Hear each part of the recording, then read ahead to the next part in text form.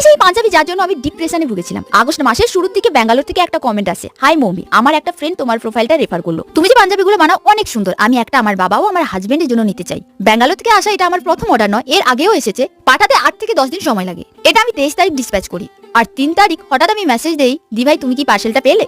আসলে অনেকে থাকে পার্সেল পেলেও জানায় না। আমার ক্ষেত্রে বারবার চেক করা কত দূর গেল অসম্ভব, কারণ নেক্সট অর্ডারের দিকে ফোকাস থাকে, আর সেটাও আমাকে সময় মতো পাঠাতে হয়। দি ভাই জানাই না, 29-এর লাস্ট আপডেট দেখাচ্ছে, 10 দিন হয়ে গেল এখনো নাগপুর দেখাচ্ছে।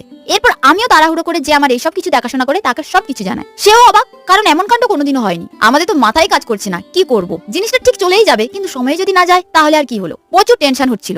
ও তো এখানে ওখানে জিজ্ঞেস করে, প্রতিদিন কমপ্লেন করে, ফোন করে, না জানে আর কত কিছু করেছে তার হিসেব নেই। ফাইনালি 6 তারিখ পার্সেলটা যায়, আর সব থেকে খুশির খবর এটা, তারা তাদের স্পেশাল ডেতেও পড়তে পারে। পার্সেল ডিসপ্যাচ করা, ট্র্যাক করা, এইসব অন্যজন দেখাশোনা করে, তাই ওই মানুষটাকেও থ্যাংক ইউ, সর্বদা এতটা হেল্প করে বলে। দিব্যাই তো পাঞ্জাবিটা খুব খুব পছন্দ হয়েছে, তোমাদের কেমন লেগেছে জানিও। দেখা হচ্ছে কালকে।